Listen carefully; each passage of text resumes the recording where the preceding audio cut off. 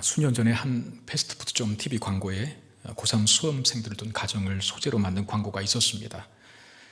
아버지가 있고 또 어머니가 있고 막내 아들이 있고 세 사람이 거실에서 TV를 보면서 간식을 먹고 있고 또 TV에서 무슨 재미난 프로그램이 했는지 깔깔대고 웃고 떠들고 있었습니다. 그 와중에 또 아들은 노트북에 게임을 하고 있습니다. 근데 갑자기 고3인 딸이 집으로 들어오는 것이었습니다.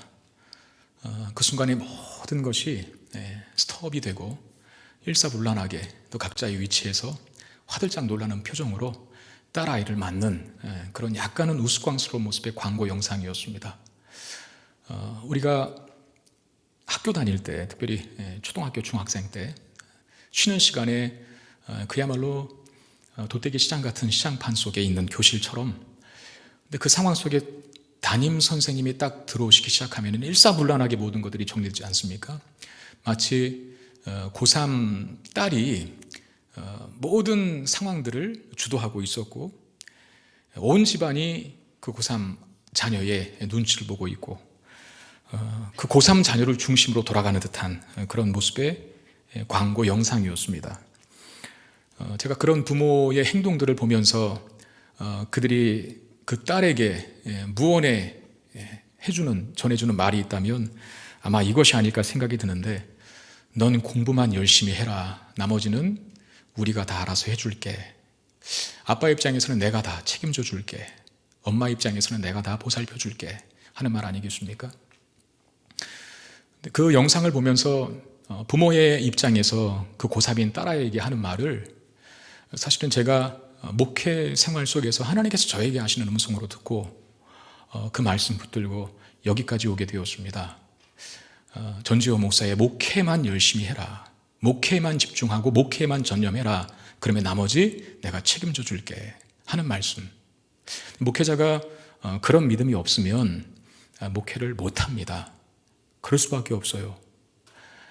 목회에만 전념하고 목회자로서 부르심에 최선을 다하고 그 사명에 충실할 때 목회에 최선을 다할 수 있도록 나머지 모든 재반 여건들을, 상황들을, 환경들을 하나님께서 책임져 줄게 라고 하는 것, 책임져 주신다는 믿음, 그거 없으면 못하죠. 다만 이것이 목회자로서 가져야 할 인식이라고만 생각하지 않습니다. 우리 모든 그리스도인들, 성도님들이 살아가는 삶의 정황 속에서 이 음성을 날마다 들어야 하지 않을까요? 이권사야, 박집사야, 최선을 다해서 그리스도인다운 삶을 살아라. 나를 기쁘게 하고 내 말에, 내 말씀에, 내 뜻에 합당한 삶을 살아라. 그러면 내가 너의 삶 책임져 줄게 라고 하는 것. 근데 그 믿음이 없으면 우리는 자주 타협하거든요. 그 믿음이 없으면 믿음과 신앙에 부합한 삶을 살아갈 수 없다는 것, 우리는 너무나 잘 압니다. 하나님께서 우리의 모든 삶을 책임져 주신다라고 하는 그런 믿음이 있을 때 우리는 기꺼이 시대와 상황을 말씀의 원리와 부합하지 않는다면 기꺼이 거스를 수 있는, 또 거부할 수 있는 그런 단호한 태도를 가질 수 있게 되는 겁니다. 오늘 본문은 바로 이 믿음의 사람들, 그 땅을 믿음을 가지고 살아간 사람들을 하나님께서 어떻게 책임지시는지를 보여주는 본문입니다. 선지자 중 한 사람, 그 선지자, 훈련받는 선지생도 중 한 사람의 아내가 엘리사에게 부르짖습니다. 1절, 선지자의 제자들의 아내 중 한 여인이 엘리사에게 부르짖어 이르되 그랬습니다. 여러분, 부르짖는다라고 하는 말, 우리가 쉽게 알 수 있죠. 뭔가를 부르짖는다라고 했을 때에는 그 상황이 지금 굉장히 심각하고 어려운 문제를 안고 있을 때 그 어려운 상황 속에서 구원을 바라는 간곡한 마음을 갖고 부르짖는 거예요. 근데 그 부르짖는 대상이, 지금 이 여인이 부르짖는 대상이 엘리사였다는 것입니다. 여러분, 이전의 내용을 한번 상기해 볼 필요가 있습니다. 3장에서 우리가 보았지만 엘리사는 북이스라엘의 여호람, 그리고 남유다의 여호사밧, 그리고 에돔의 이 세 개의 연합군이 모압을 쳐들어가기 위하여서 진군하는 과정 속에, 그 상황 속에 엘리사가 있었습니다. 물이 없어서 고통당하는 북이스라엘의 군대를 위해서 엘리사가 물을 냈죠. 물이 없어 죽어가던 군대를 살리게 된 사건이 우리가 지난주에 보았던 열왕기하 3장 말씀을 통해서 확인했던 내용입니다. 엘리사는 북이스라엘의 왕 여호람 앞에서도 아주 당당하게 자기의 소신과 또 상황들을 할 말 다 하는 당당함이 있었던 선지자였습니다. 그런 모습을 통해서 엘리사에게 있는 것이 무언가 우리가 확인할 수 있겠습니까? 그에게 영적인 권위가 있었기 때문에, 그에게 당당함이 있었기 때문에, 영적인 위엄이 있었기 때문에 왕들 앞에서도 결코 주눅들지 않고, 특별히 자기 나라의 왕인 북이스라엘 왕이었던 여호람 앞에서도 결코 주눅들지 않고, 그가 눈치 보지 않고 할 말을 할 수 있었던 것이죠. 근데 오늘 본문에서 엘리사가 남편을 여인 한 과부의 부르짖음의 대상이 되고 있다는 겁니다. 그러니까 3장과 4장의 엘리사의 위치가 굉장히 큰 대조를 이루어요. 3장에서는 그 땅의 최고의 권력들 사이에 엘리사가 있었고, 그 앞에서 당당한 엘리사, 얼마나 높으면 최고의 권력이 있는데도 주눅들지 않고 당당하게 처신하고 말하고 행동할 수 있겠습니까? 그게 3장에서 엘리사의 모습이었고, 오늘 보면 4장은 최고의 권력이 아니라 가장 밑바닥에 있는 사람. 여러분, 과부는 그 시대 가장 밑바닥에 있는 여인 아닙니까?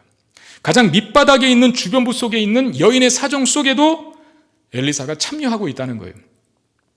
연약하고 소외된 자들에게도 어려울 때 도움을 구할 수 있는 선지자가 바로 엘리사였다는 겁니다. 여러분, 하나님은 누구에게나 동등하신 분이십니다. 그 증거가 바로 교회의 다양성이라고 저는 생각을 합니다. 교회는 세상과는 다르게 끼리끼리 어떤 학력이 비슷하고 교육 수준이 비슷하고 가진 것이 비슷한 사람들끼리 모이는 게 아니에요.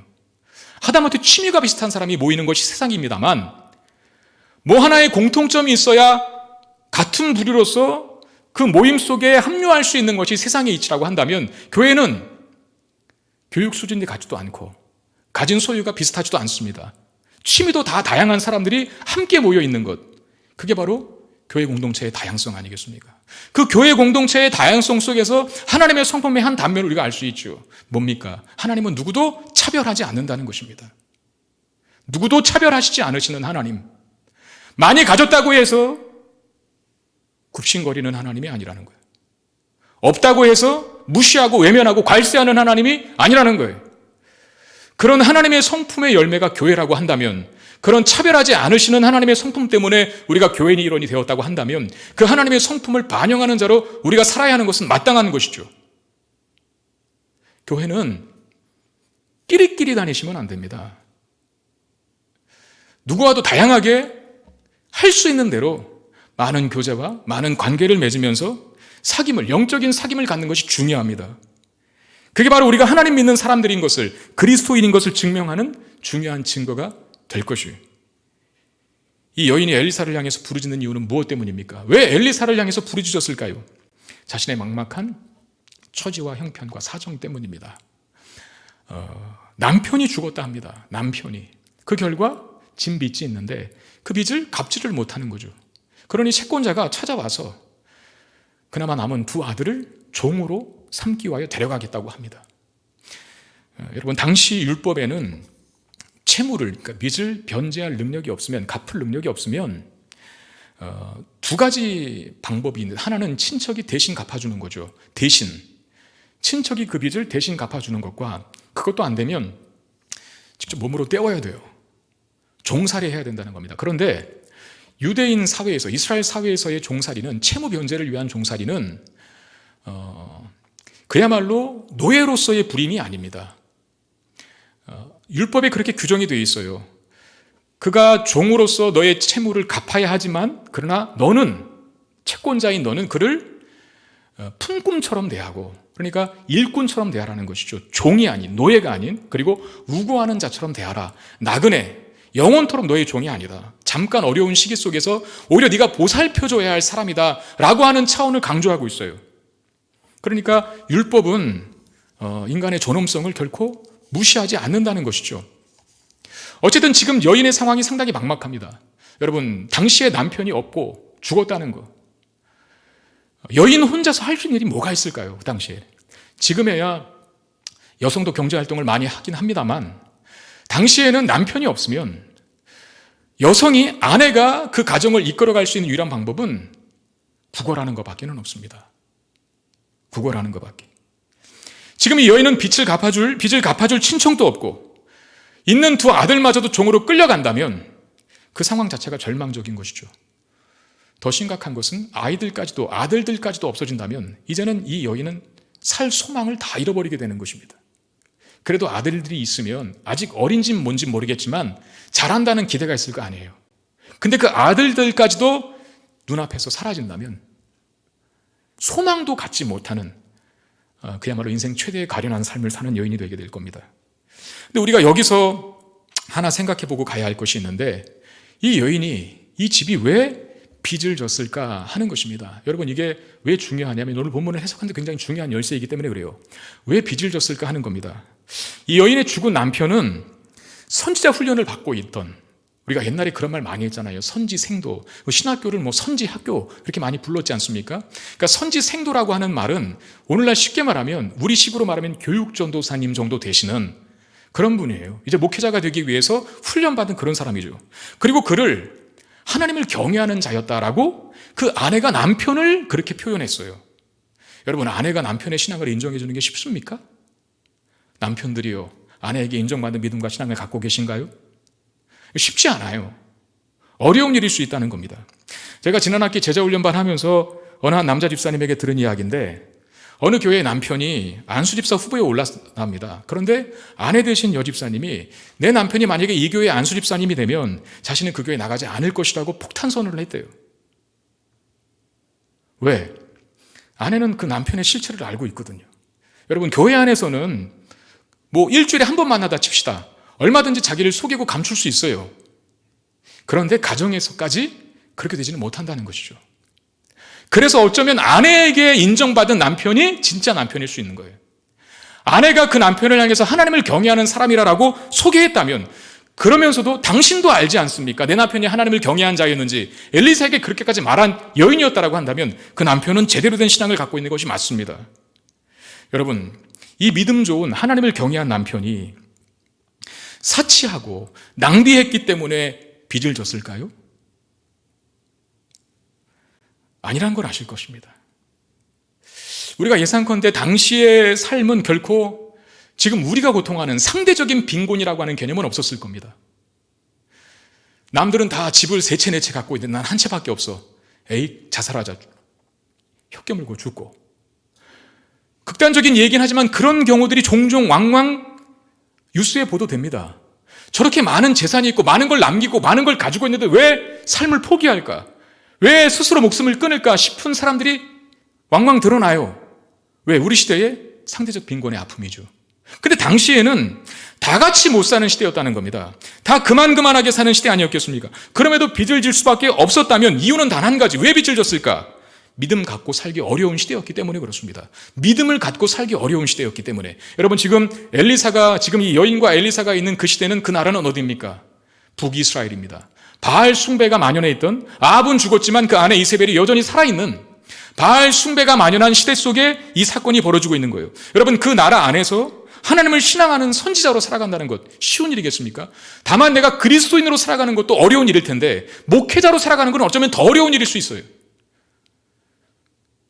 우리가 요한계시록을 통해서 배웠었지만 1세기 당시 초대교회 때 요한계시록, 요한사도가 쓴 건데, 그 요한이 1세기 그 요한계시록을 쓰면서 그때 가장 초대교회가 엄청난 핍박을 많이 받았죠. 그 중에 하나가 궁핍의 문제였습니다. 교회의 궁핍. 교회가 가난해지는 거예요, 자꾸. 왜?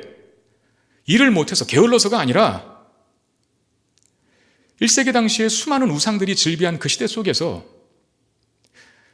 믿음을 갖고 산다면 때로는 타협하지 않아야 될 부분이 있는 거거든요. 어느 단체에 가입을 해야 되는데 이 단체에 가입하면 우상 숭배를 할 수밖에 없어. 그리스도인들이 가입을 안 하는 겁니다. 그러니 이 상권에서 제외가 돼요. 먹고 살 수 있겠습니까? 직장? 그리스도인이라고 쓰면 다 잘라요. 사업? 예수 믿는 사람이 사업한다면 안 팔아줍니다. 이 시대에도 그런 일이 없었을까요? 그러니까 예수를 믿는다는 그 이유 하나 때문에 경제적인 불이익을 감수했음이 분명합니다. 그런 의미에서 오늘 이 선지생도의 가정, 이 여인의 가정에 빚이 있다는 것은 그게 나쁜 의미가 아니라 어떻게 해석할 수 있겠습니까? 타협하지 않은 이 가정의 신실함, 신앙의 굳은 의지를 보여주는 것이라고 할 수 있습니다. 여러분, 우리 시대에도 믿음을 갖고 살기가 참 어려운 시대입니다. 쉽지 않은 시대입니다. 어느 시대건 마찬가지라고 저는 생각을 해요. 어떤 나라는 그야말로 물리적인 박해, 신체적인 위해를 가한다거나 있는 돈들을 빼앗는거나 하는 물리적인 박해로 교회를 힘들게 하는 반면, 또 우리나라 같은 경우에는 종교의 자유가 허락이 되어 있지만 모든 사람이 다 세속적인 가치관을 갖고 살아갈 때 성경적인 가치관을 들고 살아간다는 것은 쉬운 일이 아니거든요. 우리나라 속에서 물리적인 핍박과 박해는 없다 할지라도 우리의 사고체계, 우리의 삶의 태도, 믿음과 신앙의 삶의 체계와 태도를 포기하라고 하는 유혹과 공격이 얼마나 많은지 모릅니다. 그건 여러분들이 더 잘 알지 않습니까? 부정과 부패에 연루되지 않으려고 하는 결단, 거짓과 왜곡이 판을 치는 환경에서 내가 정직하게 그리스도인답게 살아가기로 다짐하면 편할 것 같습니까? 아니지 않습니까? 어렵습니다. 믿음을 갖고 살기가. 우리는 우리 스스로에게 질문하고 답할 수 있어야 합니다. 믿음을 갖고 살다가 당하는 어려움이 내게 있는가 하는 것 있어야 합니다.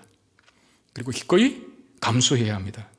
중요한 건 내가 믿음을 갖고 사는 그 삶 때문에 오는 당하게 되는 어려움 때문에 신앙을 포기하지 않아야 한다는 거. 이 여인도 지금 포기하지 않고 있죠. 남편이 선지자고, 아니 주님 당신의 나라를 위해서 이 어려운 땅에서 목회자로 헌신하는데 왜 삶을 책임져 주지 않죠? 왜 내 남편을 죽입니까? 하나님을 경외하는 가정인데 왜 우리의 삶이 이 모양 이 처지고 이 꼴입니까? 라고 하면서 무너지지 않았다는 거예요. 이 여인이 엘리사에게 부르짖었습니다. 하나님께 구하고 있는 것이나 마찬가지입니다. 여전히 신앙을 포기하지 않고 있음을 보여줍니다. 여러분, 믿음을 갖고 살기가 때로는 힘듭니다. 근데 그 힘듦 때문에 우리의 신앙을 타협한다면, 포기한다면, 감추어 버린다면 절대 높아지지 않습니다. 묵묵히 우리의 믿음과 신앙을 가지고 굳세게 그 신앙의 삶을 살아갈 때, 때가 되면 하나님 반드시 높이시는 역사가, 그 은혜가 있게 될 줄 믿어요. 그 믿음 갖고 살아야죠. 여인이 엘리사에게 절박하게 호소를 하는데, 남편이 죽었고 빚 갚을 능력이 안 되고 두 아들마저도 팔려가게 되었습니다라고 하는 이 절박한 호소, 엘리사가 듣고 어떻게 반응을 합니까? 2절 보면 엘리사가 그에게 이르되 내가 너를 위하여 어떻게 하랴? 네 집에 무엇이 있는지 내게 말하라 그랬습니다. 내가 너를 위하여 어떻게 하랴? 엘리사가 이 여인의 호소를 외면하지 않고 있다는 겁니다. 자, 왕들을 상대하는 엘리사였지만 또 반대로 내일 끼니를 걱정해야 하는 소외된 한 가정의 상황도 무시하지 않고 외면하지 않는, 나는 위에서 노는 물에 있는 사람이니까 그 아래 것들은 아래 것들이 책임져, 그러지 않고 있다는 것이죠.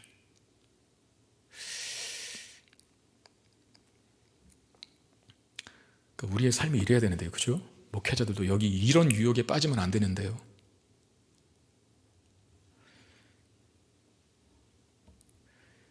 엘리사가 여인의 호소를 외면하지 않고 있다는 것,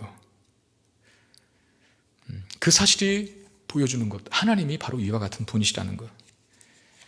여러분, 하나님은 우리의 기도를 비록 보잘것없고 죄인이며 하나님 앞에 내세울 것 없는 존재를 할지라도 우리의 기도를 들으십니다. 넓고 크고 위대하고 존귀하신 만왕의 왕이시고 만유의 주 되신 하나님이시지만, 그 크고 넓으신 하나님이 과연 나 같은 것에 부르짖음을 들으실까 싶지만, 그 하나님은 동시에 우리의 아버지 되신다라고 말씀하셨습니다.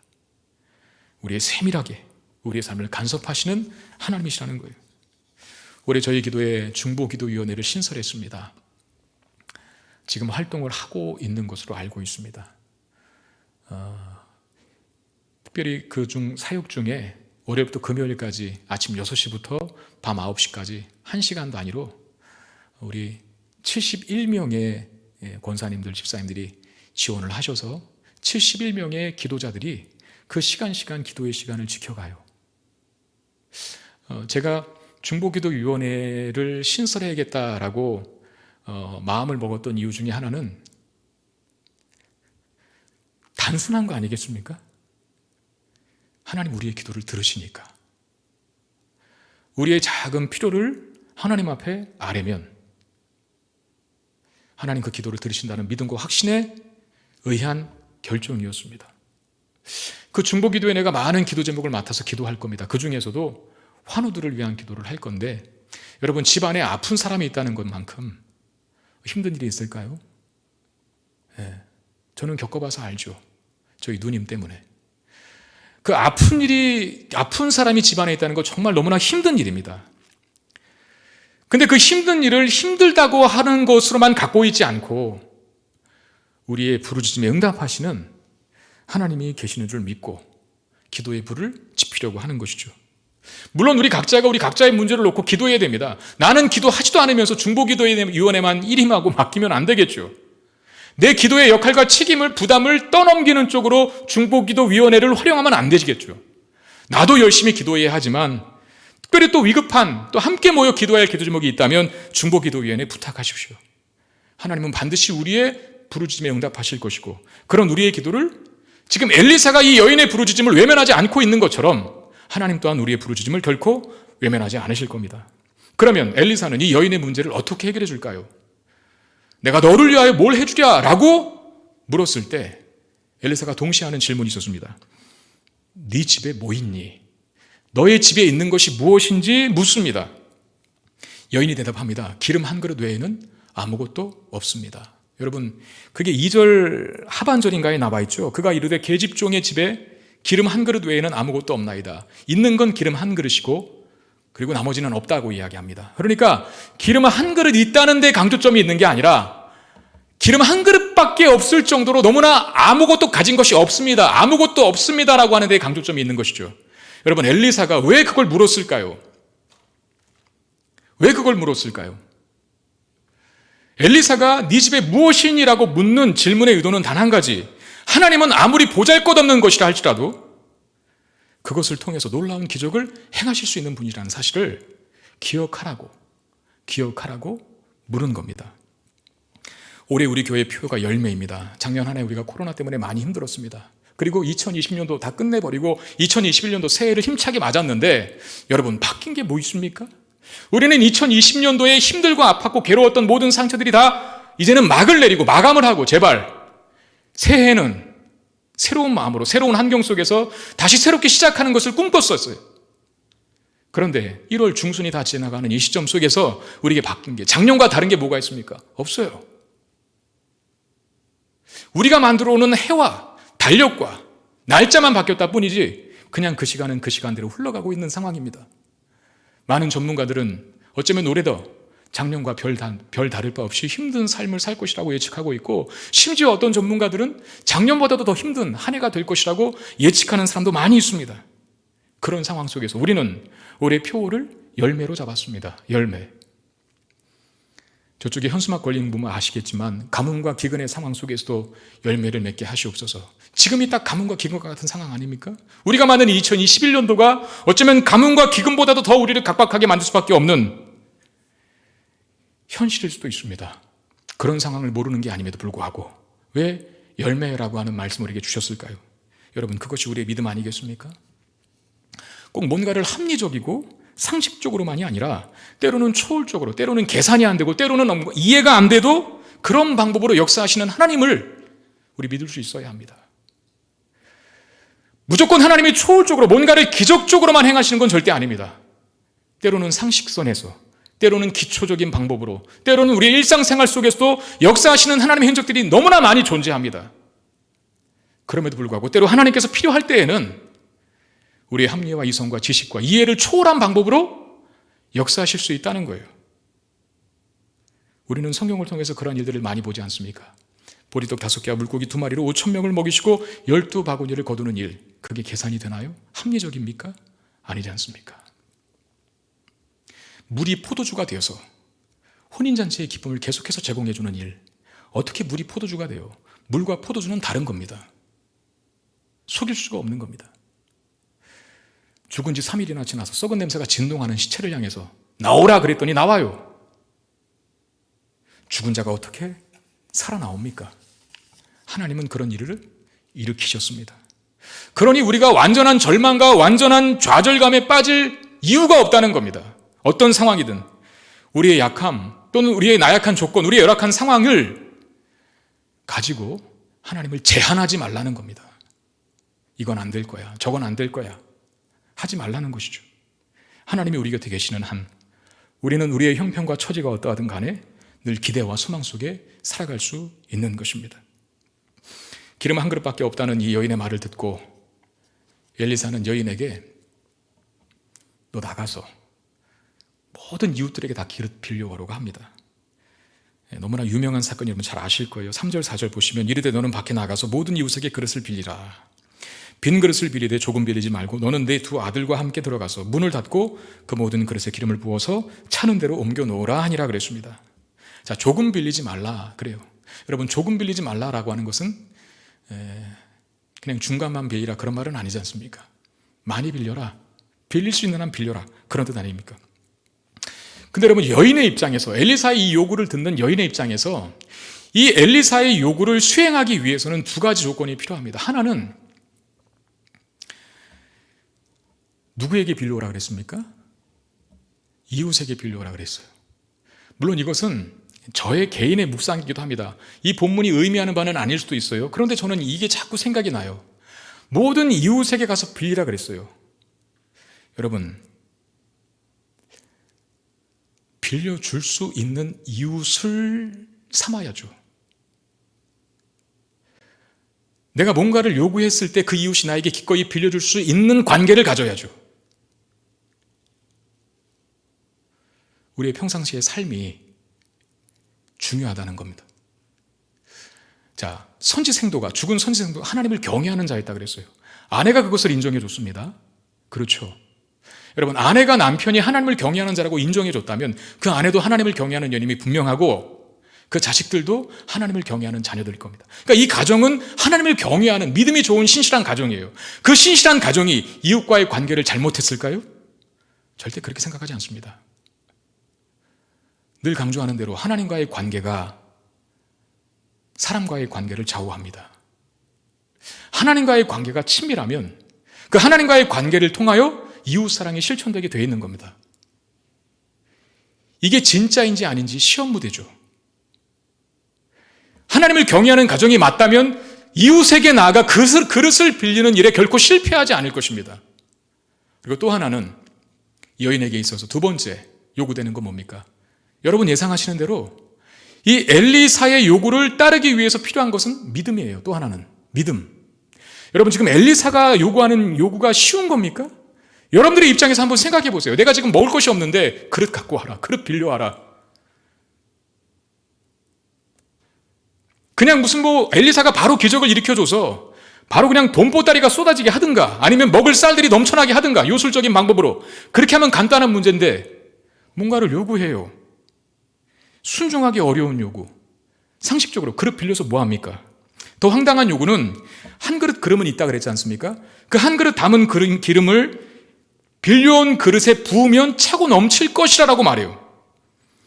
여러분 이것은 상식적이지도 합리적이지도 않은 명령입니다. 그래서 믿음이 요구됩니다. 제가 자주 말씀드리지만 지금 엘리사가 일으키는 기적의 한 가지 특징이 이거예요. 돈보따리 그냥 갖다 주지 않습니다. 기름 그냥 쏟아지게 여기 기름집 아니거든요. 기름 그냥 나오게 하지 않습니다. 항상 뭔가를 먼저 요구해요. 엘리사의 기적의 특징은 오늘 이 4장이 첫 번째 기적의 모습, 물론 이전에도 있었지만 연달아 8가지의 기적이 계속 연출될 거예요. 본문이 쭉쭉쭉 이어져서 6장 23절까지 8가지의 기적이 연달아 기록이 되고 있는데 엘리사가 일으키는 기적의 특징 중에 하나는 바로 이것이죠. 순종을 요구합니다. 네가 정말 하나님을 신뢰하는지, 네가 정말 하나님 말씀에 생명을 거는지, 목숨을 거는지, 네 생각과 네 합리와 네 이해에 부합하지 않더라도 그것이 하나님 요구라고 한다면 기꺼이 순종할 자세와 준비가 되어 있는지를 봅니다. 중요한 건 그 믿음이 기적을 일으킨다는 거예요.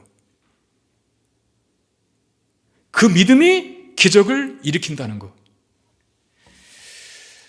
제가 이 본문을 준비하면서 여러 가지 또 설교자들의 설교들을 참고할 때 자주 등장하는 예화가 하나 있는데 굉장히 웃겨요. 그래서 한번 여러분들에게 들려드리려고 합니다.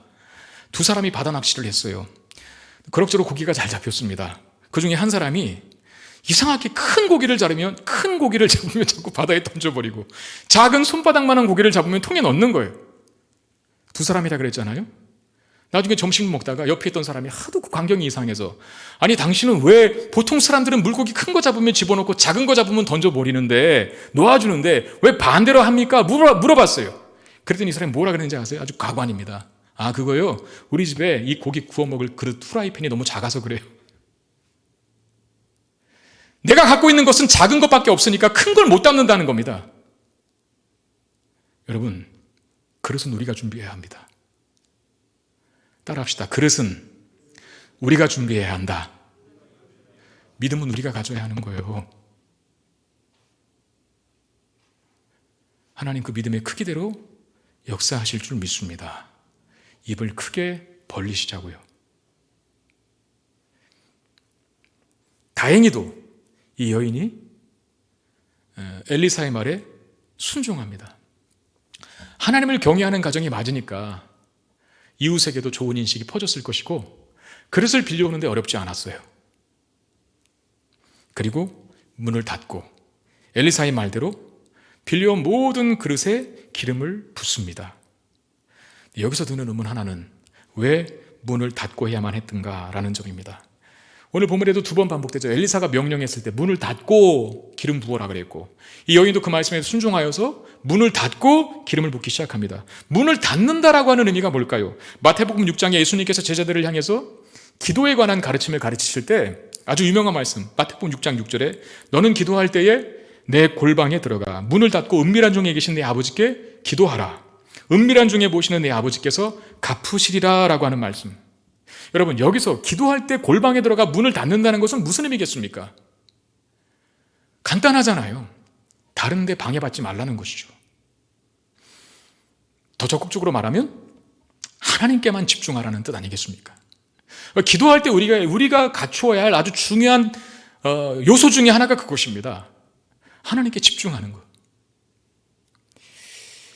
세상의 이치, 내 생각, 사람의 소리, 남들의 시선, 내 괴로운 현실까지 다 일단은 잃어버리는 겁니다. 내려두는 겁니다.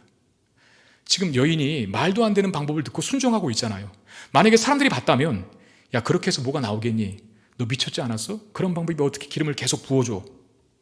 이런 세상의 이치와 사람의 소리와 냉대와 이런 것들을 다 닫아버리라는 거예요. 나의 괴롭고 고통스러운 현실들 더 이상 생각하지 말라는 거죠. 그리고 하나님만을 묵상하라는 거예요. 위대하시고 전능하시고 크시며 우리보다 우리 자신을 더 잘하시는 하나님, 우리를 사랑하시되 아들 예수 그리스도를 주시기까지 우리를 사랑하시는 하나님만을 묵상하며 그 자리에 임하라는 것이죠. 어쩌면 그래서 문을 닫는 행위가 지금 저와 여러분들이 있는 이 예배의 자리가 문을 닫는 시간, 그 자리가 될 수 있다는 겁니다. 몸은 여기 와 앉아 있는데, 몸은 예배 속에 있는 것 같은데 머릿속에는 잡다한 생각으로 충만하고 전혀 문을 닫지 못한 상황이 있다면 어찌 그 예배가 기적의 능력 예배가 될 수 있겠습니까? 우리 지난 특색 때 예배가 능력이라는 말씀을 5차례에 걸쳐서 들었습니다. 저는 하나님이 참 감사해요. 제가 예배를 위해 기도할 때마다 그 5가지 본문의 특징적인 요소를 두고 하나님 앞에 기도해요. 이제 기도할 말씀의 소스가 생겼어요. 하나님, 우리가 예배할 때 죽은 영혼이 살아나게 하시옵소서. 하나님, 우리가 예배할 때 온전한 번제를 드림으로 블레셋의 공격으로부터 막아주시고 회복과 평안을 누리게 하시옵소서. 하나님, 우리가 예배할 때 없던 힘도 생기게 하여 주시고 눈물샘을 만날 때마다 그 눈물샘이 샘물이 터져나오는 골짜기로 바꿀 수 있도록 하시옵소서 라는 기도를 해요. 생명의 강물이 흘러서 예배 속에서 은혜를 만나고 하나님을 체험한 사람들이 밖으로 나아가서 하나님의 영광을 돌려드리는 은혜의 통로가 되게 해달라고 기도하고, 마지막 본문이 요한계시록이었지 않습니까? 하늘의 신령한 예배가, 그 하늘의 영광스러운 천상의 예배가 비록 연약하지만 우리가 이 땅에서 지상에서 드리는 예배가 되게 하시옵소서. 그런 예배가 되기 위해서, 그런 예배 수를 드린다면 우리는 예배를 통해서 얻는 능력 반드시 받게 될 겁니다. 그러려면 문을 닫아야 돼요. 다시 말하면 세상의 모든 잡다한 생각들은 내려놓고 하나님께만 집중해야죠. 하나님께 집중하고 하나님의 임재를 경험할 때 그때 기적이 임하게 되는 겁니다. 이 여인은 문을 닫습니다. 그래서 기적을 체험합니다. 어떤 기적이 있습니까? 유일하게 남은 한 그릇의 기름을 빌려온 모든 그릇에 다 담게 되는 거예요. 한 그릇 기름밖에 없었는데 그 기름을 계속 부으니까 계속 쏟아지고 빌려온 모든 그릇에 다 기름들이 채워지게 됩니다. 7절에 그 여인이 하나님의 사람에게 나아가서 말하되 그가 이르되 너는 가서 기름을 팔아 빚을 갚고 남은 곳으로 너와 내 2 아들이 생활하라 하였더라 그래요. 여러분, 하나님은 이런 분이십니다. 빚을 갚아줄 뿐만 아니라 거기서 멈추지 않죠. 나머지 생활비까지도 다 책임져 주신다는 거예요. 이 사건이 우리에게 말씀하시는 큰 요주 중에 하나는 그겁니다. 하나님이 어떤 분이신지를 깨닫게 하는 것이죠. 하나님은 우리의 필요를 외면하시는 분이 아니시라는 것입니다. 여러분, 우리가 우리의 필요를 놓고 하나님 앞에 간구할 때 제발 부탁드립니다. 부끄러워하지 마세요. 죄송한 마음도 갖지 마십시오. 오히려 그 부끄러움과 죄송한 마음 때문에 기도하지 않는다면 그게 더 잘못된 거예요. 제가 볼 때. 차라리 좀 염치가 없어도 하나님 앞에 나와 우리의 필요를 알고 구하세요. 여러분, 자녀가 부모에게 구하는 것은 자연스러운 것 아닙니까? 부모의 입장에서는 없어서 못 해주는 건 몰라도 있으면 다 해주게 됩니다. 그러면서 해주면서도 기뻐하는 게 부모지 않습니까? 저도 어제 저희 아들이 아이스크림이 먹고 싶대요. 그 마트에서 파는 거 있지 않습니까? 여러 가지. 그래서 제가 집으로 가다가 마트에 들려서 어제 잔뜩 한 봉다리를 사다 안겼어요. 너무 좋아요. 저도 기뻐요. 사실 그 아이가 제 마음에 늘 쏙 드는 상태만 있는 건 아니거든요.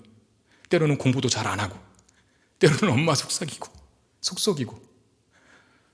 머리 컸다고 이제는 말도 잘 안 듣고, 방도 정리정돈 옛날엔 잘하더니 이제는 막 잘 못하고, 안 좋고 내 마음을 속상하게 하는 부분이 많지만 때로는 구합니다. 그 친구의 입장에서는 아주 염치불구하고 구해요. 저는 그 필요를 들어줍니다. 아이도 기뻐하고 부모인 저도 기쁩니다.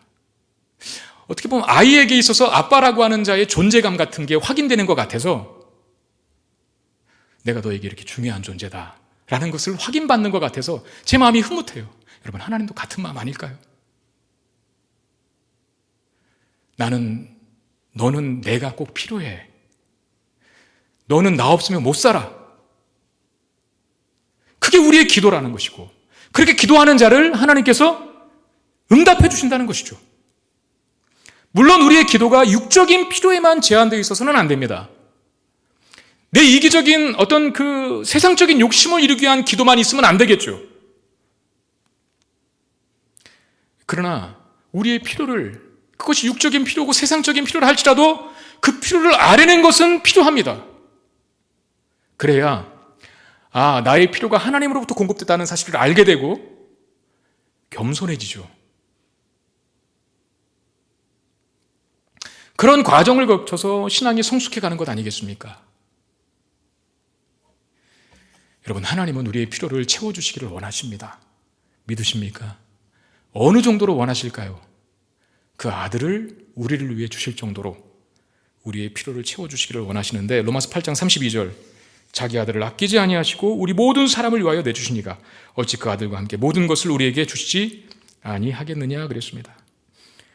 여인에게는, 오늘 본문에 있어서 이 여인에게는 물론 엘리사가 있어서 다행이었긴 했지만 빚을 대신 갚아줄 친척이 없었어요. 대신 갚아줄 사람이 없었다는 겁니다. 그러나 우리는 우리의 빚을 다 청산해 주신 분이 계십니다. 누구십니까? 예수 그리스도십니다. 그분의 대속사역, 다시 말하면 우리의 값을, 우리의 죄의 값을 다 대신 지불하신 그리스도의 사역을 통해서 우리는 죄와 사망에서, 심판과 저주에서 해방되게 되어 있어요. 그것을 구속이라고 하고 속전이라고 하고 속량이라고, 구속, 속전, 속량 다 같은 말입니다. 무슨 뜻일까요? 노예에서 해방될 때 누가 와서 대신 그 노예 값을 지불해 주는 것이 구속이고 속전이고 속량입니다. 값을 대신 지불해 주다, 그 말이에요. 예수님께서 그 일을 하셨어요. 근데 그 일의 결과는 다만 우리가 위경에서 벗어나는 정도가 아니라, 오늘 여인처럼 여인이 채무만 갖고 끝났습니까? 아니잖아요. 이후에 모두 살아갈 생활비까지도, 구하지 않았던 생활비까지도 다 책임져 주시는 하나님을 보게 됩니다. 우리도 마찬가지죠. 죄와 사망에서 벗어났을 뿐만 아니라 우리는 하나님의 나라를 위협으로 받을 자가 되었고 하나님의 자녀가 되는 권세를 가지게 되었습니다. 부모는 자녀를 책임지게 되는 법입니다. 하나님이 우리를 자녀 삼으셨다면 하나님은 우리의 모든 삶의 필요들을 채우셔야 할 책임을 갖고 계신다는 뜻이에요. 그 하나님 때문에 우리가 지금 여기까지 왔습니다. 앞으로도 시대대로 우리가 구하는, 때를 따라 돕는 은혜를 얻기 위하여 구하는 우리의 부르짖음을 하나님 들으실 것이고, 세심하신 아버지 되신 하나님께서 우리의 필요를 풍족하고 넘쳐나게 채워주실 줄 믿습니다. 이 하나님만을 경외하고 사시기를 바랍니다. 이 하나님만을 경외해야 해요. 마태복음 6장 33절에 너희는 먼저 그의 나라와 의를 구하라. 그리하면 이 모든 것을 너희에게 더하시리라 그랬어요. 선지 생도의 가정은 하나님을 경외하는 가정이었다 그랬습니다. 하나님을 경외하는 가정을 책임지시는 하나님, 본문이 보여주고 있습니다. 이 마태복음 6장 33절의 구약적 버전은 이것입니다. 시편 37편 25절. 내가 어려서부터 늙기까지 의인이 버림당하거나 그의 자손이 걸식함을 보지 못하였도다 그랬습니다. 하나님의 사람들은 결코 하나님이 버리시지 않고 하나님의 사람들의 그 가정과 그 대대손손 결코 굶어 죽지 않게 하실 것입니다. 굶어 죽지 않을 뿐만 아니라 풍성한 삶을 누리게 하실 거예요. 책임지신다는 것이죠. 신실하게 하나님 말씀 따라 살아간 자들을 결코 버리시거나 외면하지 않는 하나님, 그런 자들을 오늘 본문의 여인의 가정에 기름을 통하여 보상해 주신 것처럼 신실하게 하나님을 향한 믿음 가지고 신앙의 길을 걸어가는 우리들의 삶에 하나님 채워주시고 갚아주시고 보상해 주시는 은혜가 있을 것입니다. 그러니 기쁘게 믿음의 길을 걸어가십시오. 믿기 어려운 환경일지라도, 괴롭고 힘든 상황일지라도 하나님 바로 거기 계시고 우리를 지키시는 일에 성실하신 분이라는 사실을 믿는 믿음 가지고 이 땅을 풍요롭고 그리고 넉넉하게 사는 저와 여러분 되시기를 주의 이름으로 축원드립니다. 기도하겠습니다. 하나님께서 우리의 아버지 되셨다는 그 사실을 기억합니다. 우리의 삶의 필요를 다만 내가 해결하겠노라, 내가 책임지겠노라 라고 하는 무모함과 어리석음에서 벗어나 하나님 앞에 아뢰고 구하는 자가 되어서 당신의 필요와 은혜를 구하는 자들을 기뻐하시는 하나님의 은총과 또 긍휼과 자비와 채워주심을 경험하고 누리며 사는 우리가 될 수 있게 하여 주시옵소서. 그러기 위해서 우리의 삶의 경건함이 뒷받침되어야겠음을 고백합니다. 하나님을 신뢰하는 믿음 가지고 선지 생도가 북이스라엘 땅에서 하나님을 경외하는 자로 살았던 것처럼 믿음을 갖고 살기 어려운 시기 속에서 하나님을 믿는 믿음을 끝까지 견지하고 유지하는 우리가 되게 하셔서 그런 자의 삶을 책임져 주시는 하나님을 더 풍성하게 누리는 우리 모두가 되게 해 주시옵소서. 우리 주 예수 그리스도의 이름으로 간절히 기도드리옵나이다. 아멘.